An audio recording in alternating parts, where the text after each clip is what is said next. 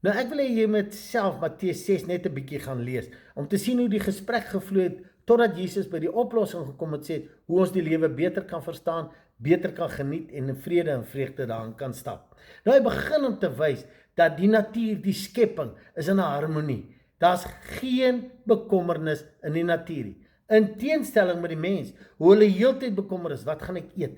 Wat gaan ek aantrek? Waar gaan ek bly? Dis wat daai gedeelte sê. Met ander woorde, hy wys hoe dat daar geen vrees in die natuur, in die normale is nie, maar die mens sit vol vrese.